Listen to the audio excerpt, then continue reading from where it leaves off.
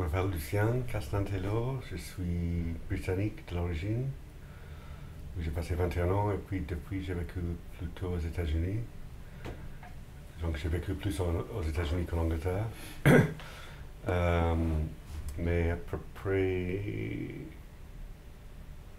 je dirais à peu près, depuis à peu près 10 ans, on se connaît, on s'est mis à collaborer ensemble sur les œuvres anthropologiques, les œuvres artistiques et aussi de temps en temps des films.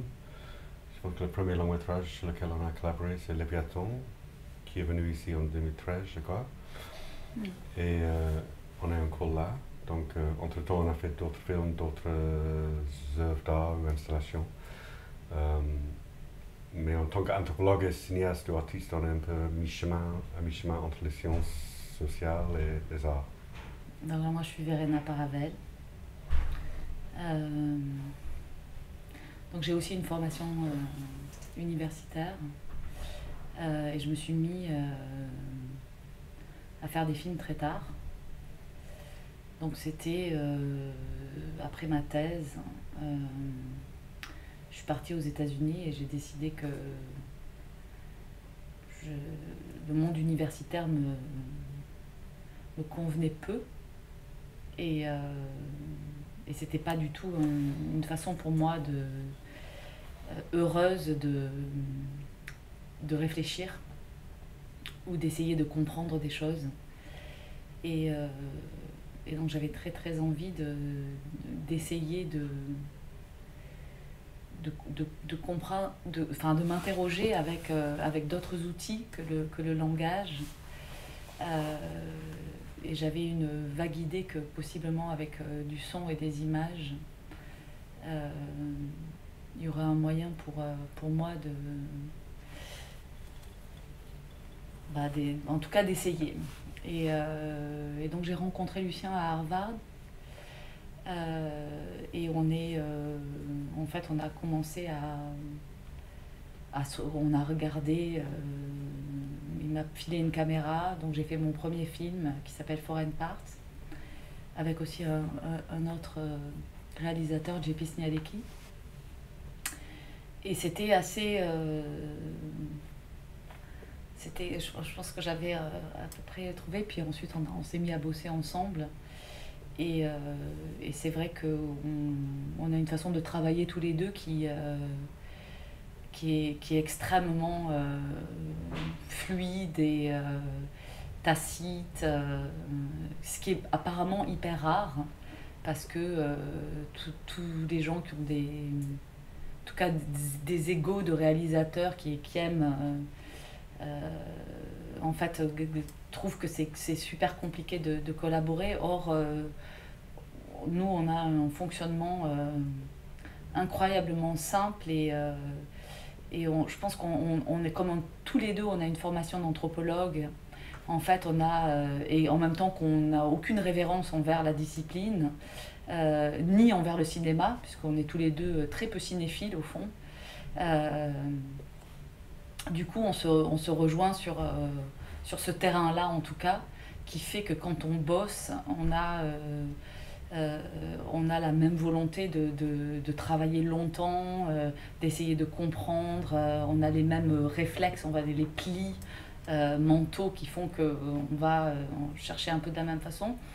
Et voilà, et on s'amuse, on a tous les deux horreur des caméras, et on est tous les deux aussi complètement ce qu'on appelle, je sais pas comment on dit, mais archi...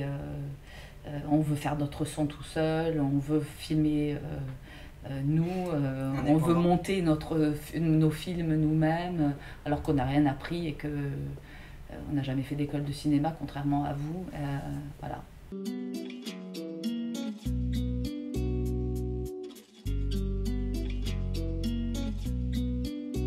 Moi, c'est le con de le dire, mais j'ai assez rarement les idées pour les films.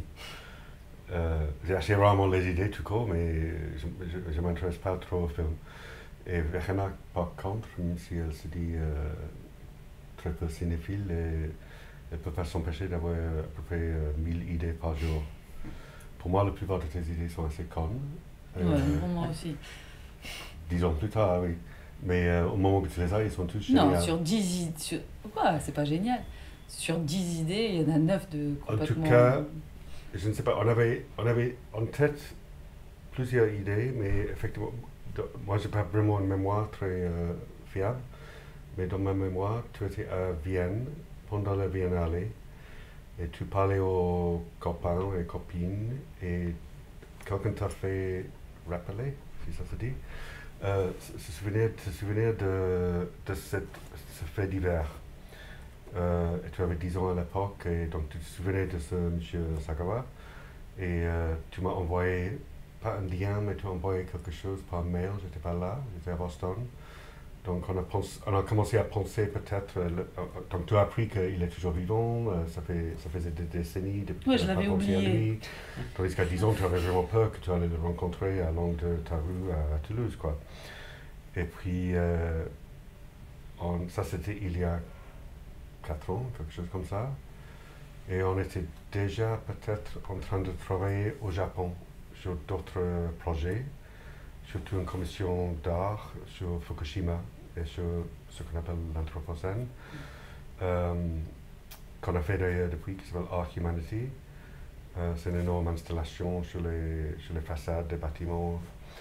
Mais pendant tous nos séjours au Japon, on a rencontré pas mal de cinéastes, des gens dans le monde culturel, y compris les cinéastes qui se spécialisent dans un genre qui existe qu'au Japon, qui s'appelle Pinku Ega. C'est plutôt les films de Rose ou les films un genre de sexploitation qui existe qu'au Japon.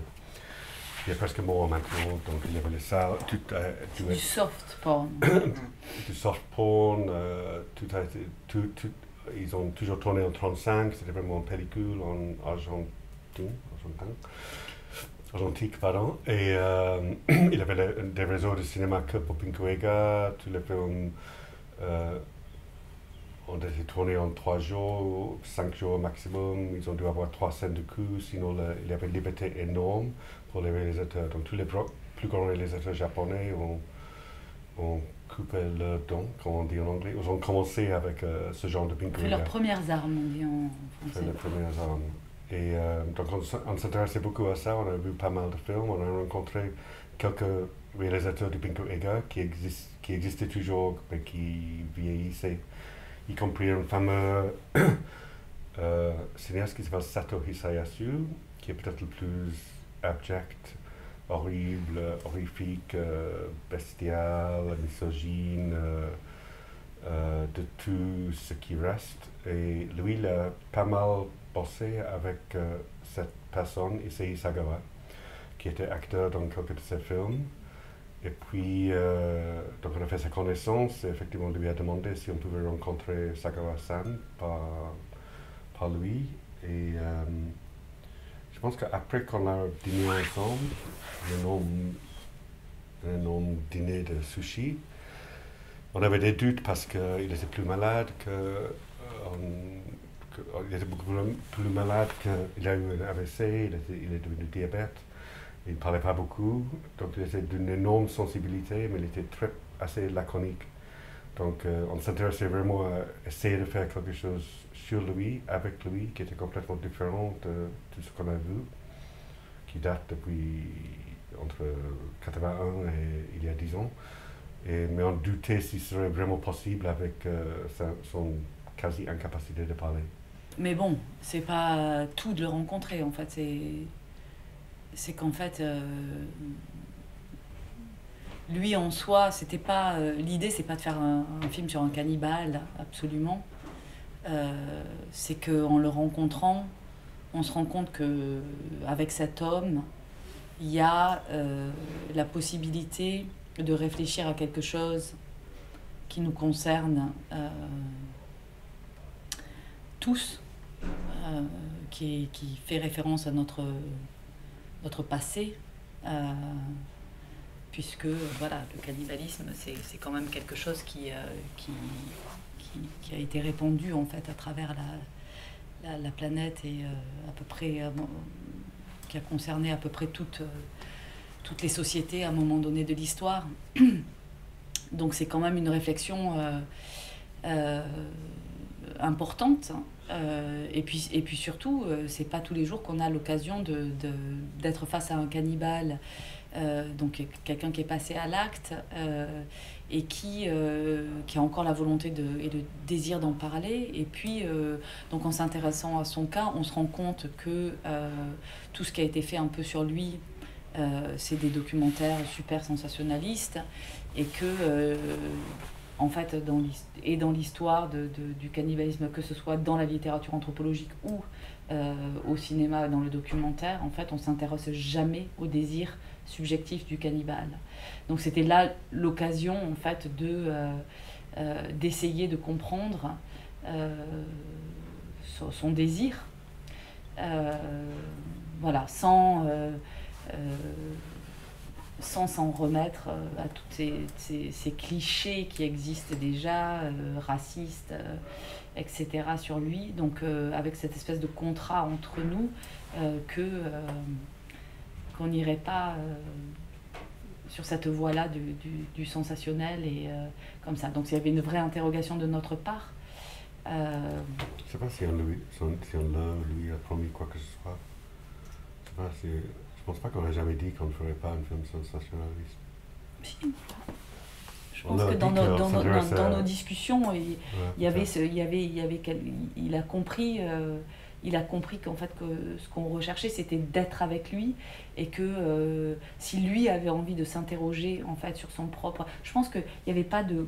Le contrat, c'était qu'en fait, il pouvait se représenter.